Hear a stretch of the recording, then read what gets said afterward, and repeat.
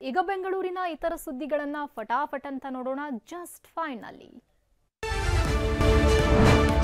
ಬೆಂಗಳೂರು ಉತ್ತರ ತಾಲೂಕಿನ ಮಾದನಾಯಕನಹಳ್ಳಿ ಠಾಣೆ ಇನ್ಸ್ಪೆಕ್ಟರ್ ಮುರಳಿಗೆ ರಾಜ್ಯ ಮಹಿಳಾ ಆಯೋಗ ನೋಟಿಸ್ ಕೊಟ್ಟಿದೆ.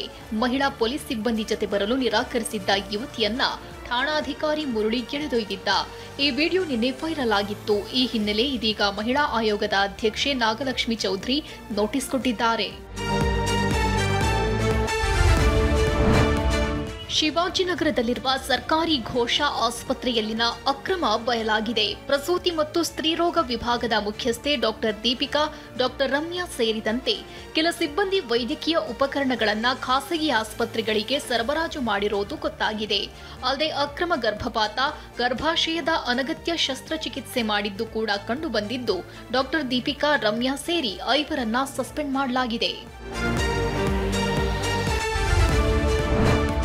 ಬೆಂಗಳೂರು ಉತ್ತರ ವಿಭಾಗದಲ್ಲಿ ರಾಣಿ ಚೆನ್ನಮ್ಮ ಪಡೆ ರಚನೆ ಮಾಡಲಾಗಿದ್ದು, ನಗರ ಪೊಲೀಸ್ ಆಯುಕ್ತ ಸೀಮಂತ್ ಕುಮಾರ್ ಸಿಂಗ್ ಚಾಲನೆ ನೀಡಿದರು. ನಗರದಾದ್ಯಂತ ಶಾಲಾ, ಕಾಲೇಜು, ಉದ್ಯೋಗ ಸ್ಥಳಗಳಲ್ಲಿ ಮಹಿಳೆಯರ ರಕ್ಷಣೆಗಾಗಿ ಬೆಳಗ್ಗೆ 9ರಿಂದ ರಾತ್ರಿ 9ರವರೆಗೆ ಈ ಪಡೆ ಕಾರ್ಯಾಚರಣೆ ನಡೆಸಲಿದೆ. ಬಸ್ ನಿಲ್ದಾಣಗಳಲ್ಲಿ, ಪ್ರಮುಖ ಜಂಕ್ಷನ್ಗಳಲ್ಲಿ ಗಸ್ತು, ದ್ವಿಚಕ್ರ ವಾಹನಗಳಲ್ಲಿ ಪೆಟ್ರೋಲಿಂಗ್ ನಡೆಸಲಿದೆ.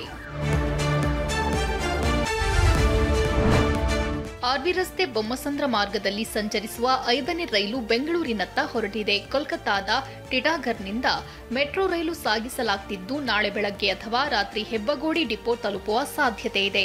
ನಮ್ಮ ಮೆಟ್ರೋ ಹಳದಿ ಮಾರ್ಗದಲ್ಲಿ ಇದೇ ಅಕ್ಟೋಬರ್ 15ರಿಂದ 30 ದಿನಗಳವರೆಗೆ ಟ್ರಯಲ್ ರನ್ ನಡೆಯಲಿದ್ದು, ಯಶಸ್ವಿಯಾದ ಬಳಿಕ ಸಂಚಾರ ಆರಂಭಿಸಲಿದೆ.